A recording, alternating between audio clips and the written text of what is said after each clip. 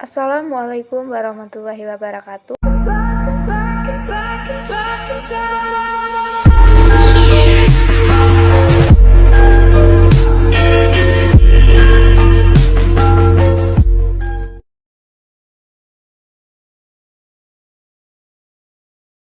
Perkenalkan, saya Nayun Halimah, perwakilan dari kelompok 11.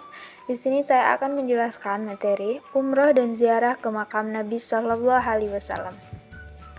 Umroh, pengertian umroh menurut arti bahasa berarti mengunjungi.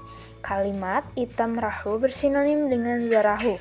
Ia juga disebut sebagai haji kecil karena memiliki kesamaan dengan haji dalam hal ihram, tawaf, sya'i, dan mencukur atau memangkas rambut. Sedangkan menurut arti syar'a, umroh adalah ziarah ke Baitul Haram dengan mekanisme tertentu, yakni dengan ihram, tawaf, sya'i, dan tahallul. Namun tidak dalam waktu tertentu, karena umroh boleh dilaksanakan kapanpun. Yang kedua, dalil disyariatkannya umroh.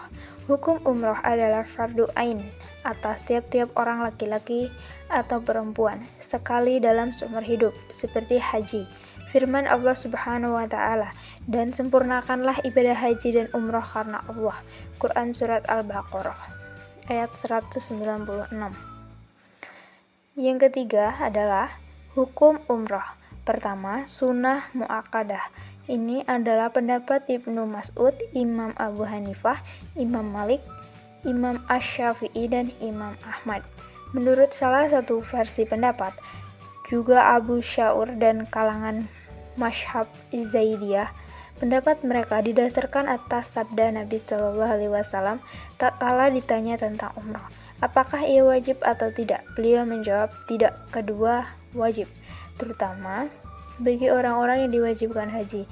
Pendapat ini dianut oleh Imam Asy-Syafi'i menurut versi yang paling syahih di antara kedua pendapatnya.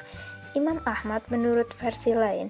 Ibnu Hazm sebagai ulama mazhab Maliki, kalangan mazhab Imamiyah, Asy-Syafi'i, dan Asy-Syauri. Pendapat ini juga merupakan pendapat mayoritas ulama dari kalangan sahabat dan lainnya, dan mereka bersepakat bahwa pelaksanaannya hanya sekali seumur hidup sebagaimana halnya haji. Yang keempat, ada syarat wajib umrah. Syarat-syarat wajib umrah sama seperti syarat-syarat haji, yaitu yang pertama Islam, yang kedua berakal, yang ketiga balik, dan yang keempat adalah puasa. Yang kelima, ada rukun umrah. Yang pertama, ihram dari mikot yang dilaluinya. Yang kedua, tawaf 7 putaran. Yang ketiga, sya'i antara Syafa dan Marwah. Yang keempat, tahallul. Yang terakhir ada tertib dan berurutan. Baiklah, sekian materi yang saya jelaskan. Selanjutnya akan dijelaskan oleh rekan saya, Megu Serianto. Ziarah ke makam Rasulullah. Ziarah ke makam Rasulullah. 1. Hukum ziarah ke Masjid Nabawi dan makam Rasul.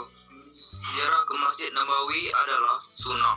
Hal ini berdasarkan sabda Nabi Shallallahu Alaihi Wasallam. Janganlah mengadakan ziarah kecuali ketiga masjid, yakni Masjid Haram, masjid saya ini, dan Masjid Al-Aqsa.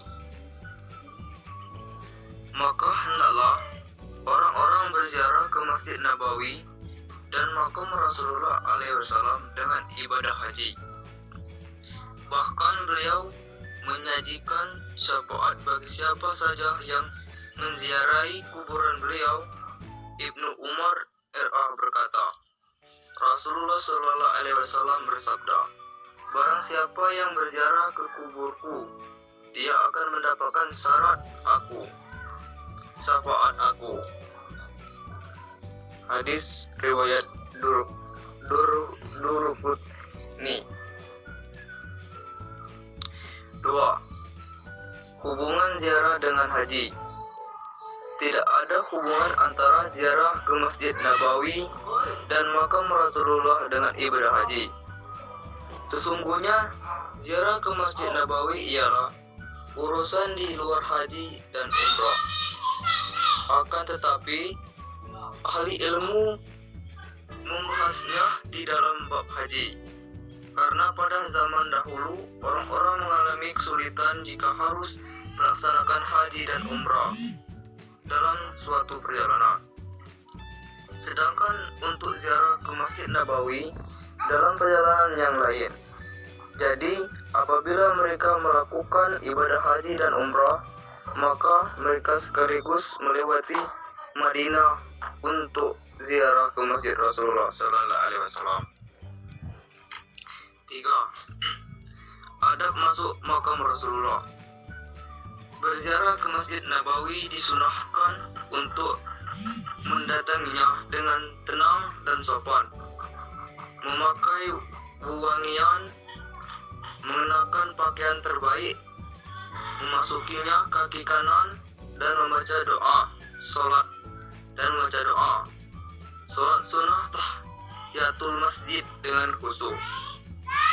Sesudah selesai sholat sunnah, disunahkan ke makam Nabi Sallallahu Alaihi Wasallam dengan menghadap kepadanya dan membelakangi kiblat untuk mengucapkan salam kepada Rasulullah Sallallahu Alaihi Wasallam. Sekian, terima kasih.